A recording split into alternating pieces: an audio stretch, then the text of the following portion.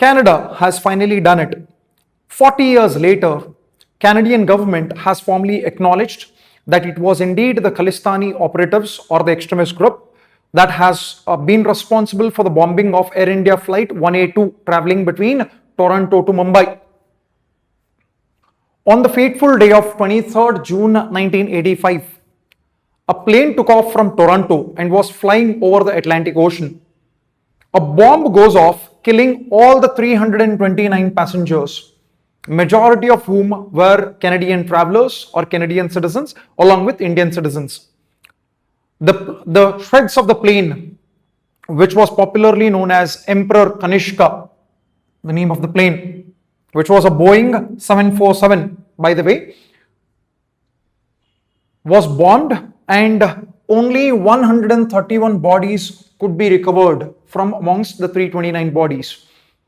So this particular episode ended up becoming one of the largest mass murders and terrorist attacks in the entire Canadian history. Since the occurrence of this particular terrorist attack, the government of India has been requesting or pressurizing the Canadian government to bring the perpetrators to justice. However, the government of Canada has taken a long drawn 40 years to finally acknowledge that it was indeed an organization called as Babar Khalsa that was responsible. So the bombing took place in 1985. The government of Canada went ahead with a lengthy investigation from 1985 to 2010, wherein a lot of investigation and intelligence failures had come up to the fore. Finally, a major commission that the Canadian government established published its report. In 2026, finally the government of Canada has acknowledged that it was indeed a Khalistani group that had bombed the plane. This was Justice John Major Commission. He is Justice John Major here. This was the commission which ended up conducting a massive and a lengthy inquiry whereby finally it acknowledged that yes, Babar Khalsa was the Khalistani terror group which had planted that bomb on that fateful day in the Air India flight. Now, if you go to the background, you will find that the Khalistani movement started in India during 1970s and 1980s. The peak and the critical point of this Khalistani movement was Operation Blue Star, which was conducted in 1984. Operation Blue Star was meant to eliminate Khalistani terrorist leader Jarnail Singh Bhindranwale. In response to Operation Blue Star, Prime Minister of India was assassinated by her own two Sikh bodyguards in 1984 itself. So immediately India saw anti-Sikh riots and ultimately it led to a lot of negativity towards the Indian government in the international platforms.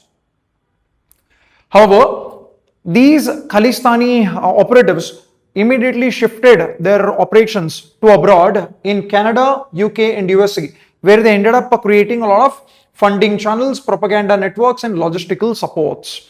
So they started getting support from these governments as well, because these governments were not in favor of India growing politically. So the critical distinction here that has to be made is a lot of Sikhs in India and abroad do not support the Khalistani movement whatsoever. A vast majority of the Sikhs reject terrorism of any sorts. Okay. This was Justin Trudeau, who was the Prime Minister of Canada from 2015 to 2025. It was during his term as the Prime Minister where India and Canadian relationship observed or witnessed a new low. India and Canada's relationships have been through its ups and downs.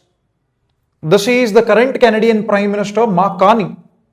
Alright, so both the nations have had historical tensions, especially on the matters of Khalistani extremism, whereby Indian government has always alleged that the Canadian government has been soft on these Khalistani operatives, and the Canadian government has always rejected or delayed extradition requests as well as sharing critical intelligence inputs with the government of India.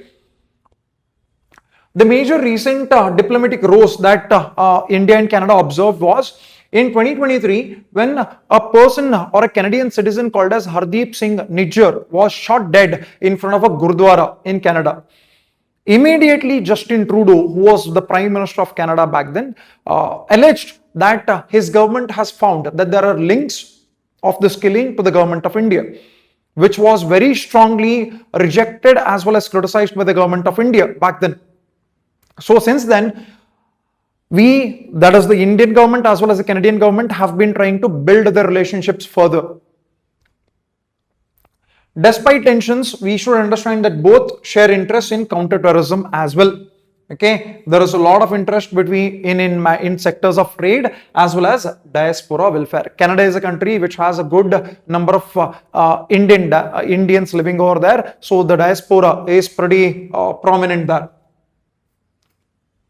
Now, how does this entire episode ultimately deal with internal security dimension?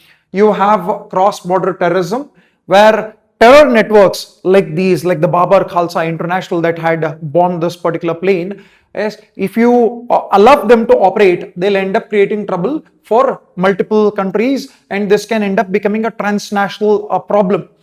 Terror financing, controlling of terror financing is a very important debate and an issue, and FATF has launched a lot of guidelines and anti-money laundering frameworks to cut the terror funding channels.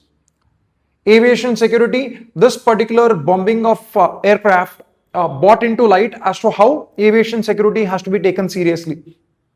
Finally, international cooperation in the ways of sharing of intelligence, such as through Interpol or Five Eyes network or the bilateral MOUs, etc., is considered to be the critical and the first line of defense against transnational terror.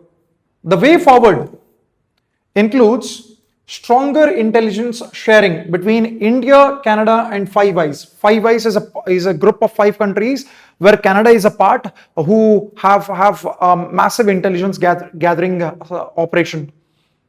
Faster extradition mechanisms, whereby if any individual is found to be guilty of terror or criminal activities, they can be extradited very quickly between Canada and India. Action against terror financing.